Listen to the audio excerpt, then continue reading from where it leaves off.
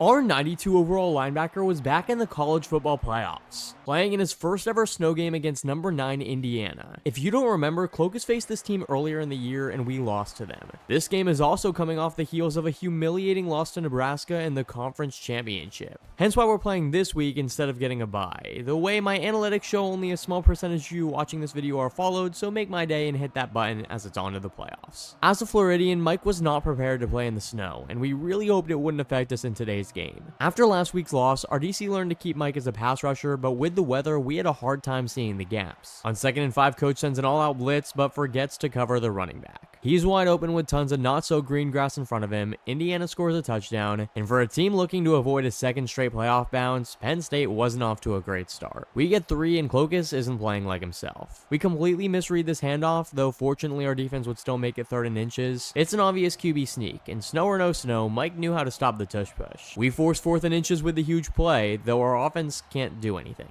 Actually, yes, Olivia Rodrigo, I do get deja vu. And the Indiana offense is moving before halftime. If you thought Mike was having a bad day, it was about to get worse as we get sauced up by this running back and we eat some snow. Clokus really just got hit with the Clokus spin move. Fortunately, the rest of our defense helps us out, and on 3rd and long, our teammate gets a pass breakup to shut down the drive. Hey, 3 points is better than no points as our offense tacks on the field goal, but pressure is on to keep the score as is going into the break. For whatever reason, our sack monster has only been able to get a couple pressures in this one, and as Indiana once again began their push down the field, Clokus knew he had to make his mark on this game. It's 1st and 10 just shy of field goal range when this running back gets a dump off pass. As he gets wrapped up, Clokus zooms in with the big hit, and it's a fumble. Everyone scrambles for the ball until finally Penn State comes up with it. A massive turnover to keep this thing a 1-score game heading into halftime. Clokus drank some hot chocolate in the locker room. Football players do drink hot chocolate during snow games, right? And Penn State's offense opened the game with some needed points to go up 7. Listen, Mike didn't suddenly become productive in the second half. Fact is, we just weren't playing well in the snow, but our defense held up and allowed our offense to take a 14-point lead. At that point, it was over. The Indiana offense was completely immobilized, and we'd cruised to a 21-7 win. Yes, this was an ugly one for Clokus, and not what we normally see from this family in the playoffs. But we also created the biggest momentum shift of this game, and still deserve credit for the win.